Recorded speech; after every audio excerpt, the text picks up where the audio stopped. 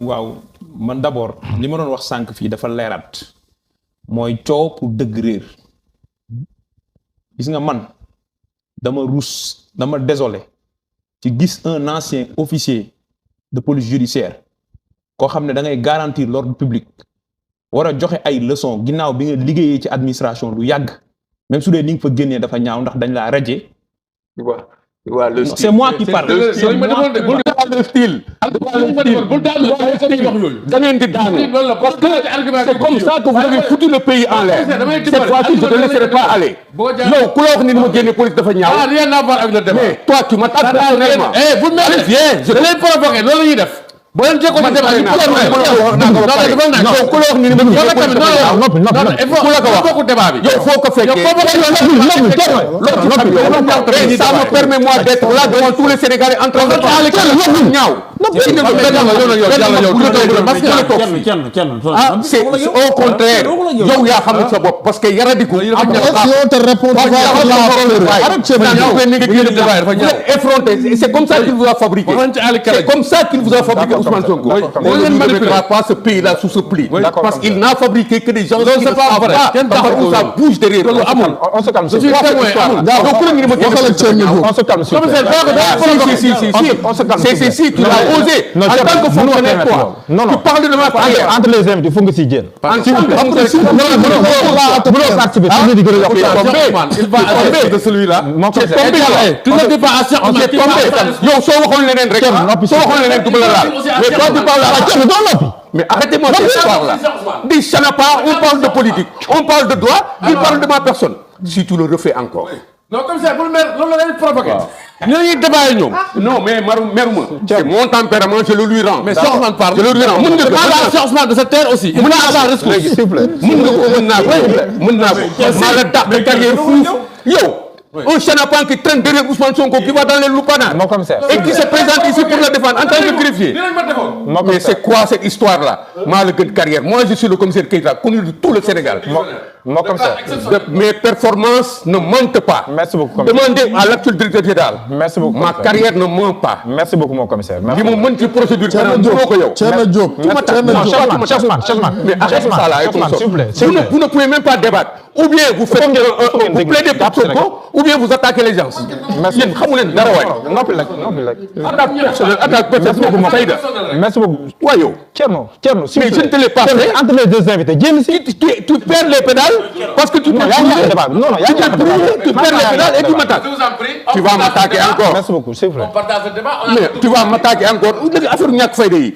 ñun maa ngi la doon xaar ci parce que quand on me présentait à toi on m'a dit que dafa leer il est clair dafa ku mën la ku xam la mais c'est décevant ça. Mon commissaire, merci beaucoup. Et je suis une grande personne, j'ai 68 ans. Merci beaucoup. maa la jëkk ci administration maa la mën ci administration. Merci beaucoup, mon commissaire. Yow tu n'es pas le témoin de ma carrière, les témoins sont là. Mon commissaire, et c'est des faits. On vous a entendu, merci beaucoup. Merci demandez, beaucoup. sortez, demandez. Merci Toute la police est là. Merci mais beaucoup. arrêtez ça, hein. Merci Dites-le à vos autres là. Quand vous venez sur le plateau, n'attaquez pas personnellement les gens. Mon commissaire, merci beaucoup. waay yow ene nga dafa ñaaw lii dafa ñaaw waay. ni nga génne police dafa ñaaw nan laa génne police mu ñaaw parce que vos ouailles sont allés dire que le commissaire Keïta a... Non. Venez chez moi, je vous sors le dossier, vous allez comprendre. Merci beaucoup, je suis sorti dignement de la police. Merci beaucoup, mon commissaire. Merci beaucoup, mon Yo. commissaire. On vous a entendu.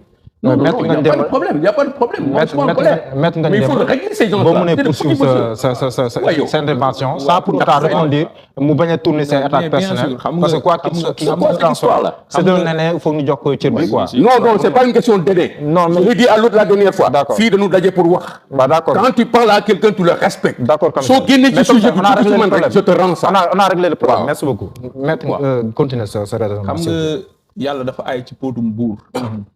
gis nga Ousmane Sonko dafa demoon doxaan Ousmane Sonko dafay dem ci lupanaar wax yu ñaaw yooyu attaque yooyu noonu nga koy def ci benn plateau ñuy tudd benn élément ci sa carrière nga emporté wu nga électriser le niveau du débat man maay choisir. Et vous n'êtes pas Ousmane Sonko. Vous n'êtes pas Ousmane Sonko. Et c'est Ousmane Sonko qui nous doit d'être honorable. C'est Ousmane Sonko qui nous doit d'être bien, d'être irréprochable. Li mu def bu la neexee nga def ko yow.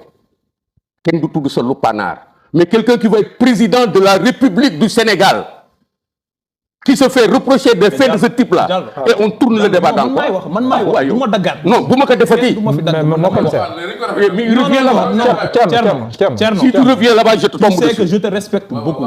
fii du ma fi dagg kenn. mais y a pas parler. moo commissaire gis moo nga commissaire s'il vous plaît. non mais qu'il arrête. mais génn leen foofu génn leen foofu. day génn foofu de génn foofu complètement sinon je le laisse pas. mais il faut que ñu c'est bàyyi pas ce truc là et consort. Thierno. il est qui lui. Thierno moo commissaire s'il vous plaît moom moo yor kàddu bu ñu wax kii.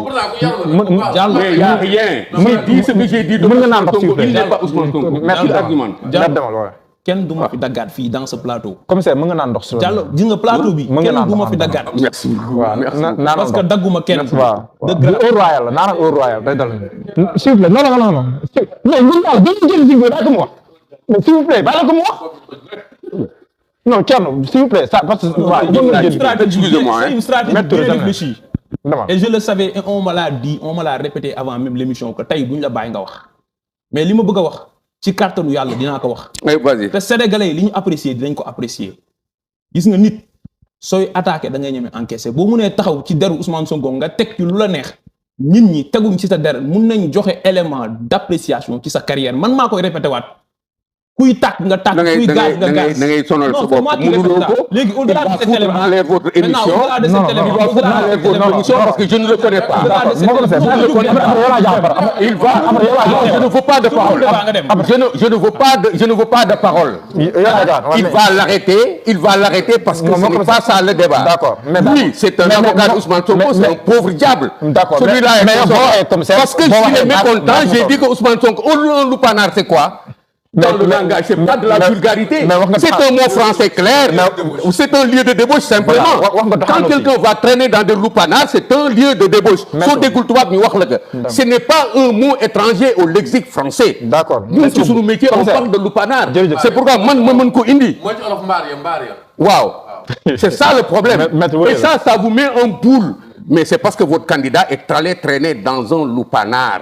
Dites-moi non, il n'y est pas allé. Mais si tu m'attaques ici, je te l'autorise. Damay autoriser nga attaquer moi. Mais permets-moi de t'attaquer. Ne t'en fais pas, tu ne t'en sortiras pas comme ça.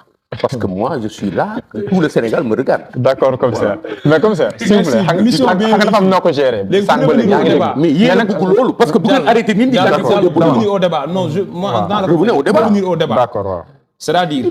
C'est-à-dire gis nga dëkk dafa am ordre bu ak askan dajaloo ci benn contrée d'accord ci ne dafa am benn pouvoir souverain bu leen gouverner mu nekk ci benn territoire loolu mooy état su état bi construire dañuy teg ay règles ay lois yooyu noonu mooy l'émanation de la volonté populaire n'est-ce pas ci kaw am nday ji charte muy constitution li ciy tegu nekk ay lois ay décrets ay arrêtés et cetera loolu mu gis nga texte yooyu noonu mooy wax lan nañ permettre ak lan nañ permettre kenn amul capacité kenn amul pouvoir kenn amul prérogative taxaw naan diw war na dem fii diw war na dem fële man fépp foo xamante ne loi wu Sénégal terewuñ ko fa dem man kenn terewuma ma dem fa kenn mënuma tere ma dem fa quelles que soient les fonctions que j'occupe dans ce pays parce que li ma warloog Sénégalais yi mooy liñ ma dénk ma yor ko est-ce que maa ngi leen di rendre compte est-ce que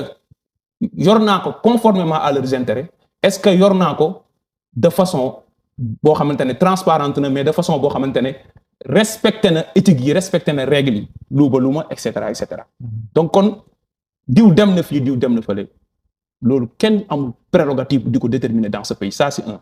Deuxièmement nga bëgg ñu dugg ci benn affaire boo xamante ne il faut que nit ñi xam ko mu leer gis nga débat de caniveau yi man loruma président Ousmane Sonko fu mu toog loru ko sénégalais yi lay lor parce que ñoom lay appauvrir dans la conscience collective li arabe di wax al wa'i al am sénégalais yi bu ñu bëggee ñi jëriñu dans l'espace public dañuy fexe di mener débat yoo xamante ne amal na jëriñ nit ñi par rapport ak procès moral ou procès légal su ma waxee procès moral jubluwuma si ne moral amul njëriñ ci politique li ma si jublu mooy ci fait yi ñu nekk restrictivement ci li nga xam ne moom nañuy jiiñ président Ousmane Sonko lan la texte de loi yi wax lan mooy solos confrontation instruction ci lan lay déboucher ndax loolu moo amal njëriñ sénégalais ji mais am na droit dem fi wala am na droit dem fële loolu kenn mënu ko déterminer parce que ñaara mën am soit dëkk bi dañ fiy doxal charia xëy na ñun bëgg nañu suñu diine mu am cëslaay mu am référence ci texte yi ñuy def mais tant que amagul man ci sama bopp su ma xëyee dinaa góorgóorlu am nu ma war a mel mais amuma pour wax diw dem nga fii mel nga nii mel nga nële ndax yow Thierno Diop mën nga gëm ni lii moo ko fa yóbbu man ma gëm version bi mu joxe te musuma cee hésiter nañu yam foofu xool li ko askan wi tere mooy viol boobu noonu def ko suñu code pénal ne lii mooy un comportement déviant muy infraction ñu fexe ba xam def na ko wala def ko lii rek mooy débat bi soxlawul boobaa cool yëpp concernant Cissé nga xam ne pertinent na trop par rapport ak contradiction yi xam nga contradiction bokkul ak nit wax dara yow mu dute ci yow c'est normal c'est-à-dire dem naa fa lii moom fa yóbbu wala consulter naa telle personne loolu ku mu neex gëm ku mu neex bañ a gëm mais du contradiction ci début événement yi ba tey musula def contradiction mooy nga wax lii ñu jékki-jékki nga wax leneen loo xamante ne ñaari wax yi dafa wutee c'est des déclarations contrariées gis nga bi muy njëkk a def post sur Facebook boo xoolee post yi boo ko liiree da ngay gis ne en fait affaire bi jëlu ko woon au sérieux après l'épisode lay wax jiiñ ñi ñu ma jiiñ rébellion jiiñ ñu ma jiiñ Casamance jiiñ ñi ñu ma jiiñ affaire terrorisme affaire salafisme tey aujourd'hui gisaat ngeen dossier wu viol daf ko jëloon oyofal ko mais waxul woon benn yoon loolu kenn mënu ko dindi kenn mënul indi benn firnde buy wax ne dafa musoon taxaw ne musuma fa dem donc kon loolu nañ ko teg nale man du ma duggaat ci wax jooju noonu parce que li ma jàng man ci alquran parce que buñ ko jëloon ci diine sax Thierno da ngaa daanu bu charia doon daw da ngaa daanu yow mun naa waxee ak yow noonu parce que xëy na miin naa la tuuti yàlla dafa am lu mu wax ci suratu nuur muy xaadisatul ifk maanaam sayyidatuna Aïcha bi ñu koy jiiñ yu mel noonu te loolu ñu koy jiiñ c'est moins grave parce que du viol mais li gën a tuuti la yàlla dafa wax saxaaba yi nga xamante ne daf ci amoon ñu si doon épilogué mu ne leen lawlaa is sami'tumuhu zanna al mu'minuuna wal mu'minaatu bi anfusihim xayran wa qaalu hadha ifkum mubin yellente woon yéen bi ngeen ko déggee jullit ñu góor ñi ak jullit ñu jigéen ñi ku ne xool boppam ne man est-ce que dinaa def lii mu xam ne man du ma ko def mu daal di xool moromu jullitam jox ko présomption d'innocence moo tax présomption d'innocence du mbirum tubaab yi mujj gi xam fu mu jaaxal fu mu daanelee buñ ko jëlee ci côté diine ñi nga xamante ne ñoom ñooy fësal lii innal lazina yuhibbuna an tashia al fahishatu fi lazina amanu lahum azabun alimun fi dunya wal axira daf leen tëkku ci mbugal ci àdduna ak ci alaxira xam nga loolu li muy signifier buñ ko tegee ci langue diine ñaari posture la jullit war a mën a am soit mu ne mandu duma ci wax ci côté est-ce que dem na fa séq nañu séquñu wala mu ne defu ko jusqu'à preuve du contraire loolu mooy posture jullit ma daanelee aussi fenn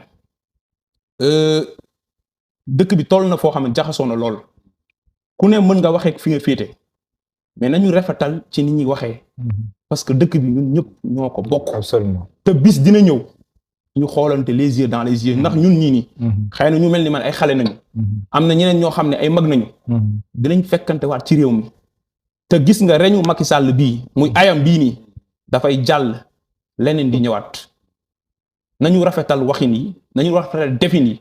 te aussi may sénégalais bu ne mu analyser ci façon bu mu ko neexee le commissaire su fekkente ne moom angle bii la bëgg a analyser sous l'angle moral nangul naa ko mais man nañ ma may ma analyser sous l'angle